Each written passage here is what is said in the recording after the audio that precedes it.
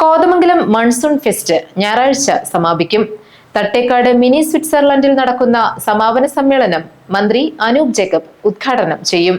Fest നഗറിൽ shoot the rain എന്ന പേരിൽ നടത്തിയ പെനാൽറ്റി ഷൂട്ടൌട്ട് മത്സരം ശ്രദ്ധിക്കപ്പെടുന്നതായിരുന്നു.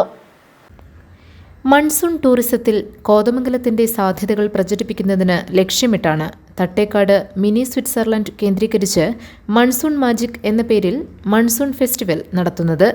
9 ദിവസത്തെ ഫെസ്റ്റ് ഞായറാഴ്ച സമാപിക്കും.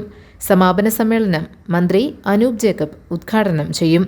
ഷിബു തെക്കുംപുറം MLA അധ്യക്ഷത വഹിക്കും. ഫെസ്റ്റിന്റെ ഭാഗമായി നടത്തിയ പെനാൽറ്റി ഷൂട്ടൌട്ട് മത്സരം ആവേശം പകരുന്നതായിരുന്നു.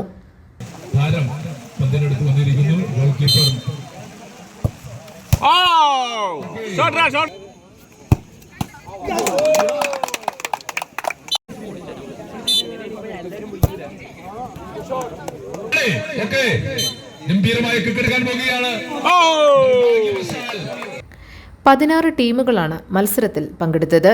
ഉരുളൻതണ്ണി ഫ്രണ്ട്സ് ക്ലബ്ബ് 1ാം സ്ഥാനവും കമ്പനിപ്പടി ബോണിറ്റോ 2ാം സ്ഥാനവും നേടി. സമ്മാനദാന ചടങ്ങിൽ ജനപ്രതിനിധികളും സംഘാടക സമിതി ഭാരവാഹികളും പങ്കെടുത്തു. GTV news Kuttampuzha.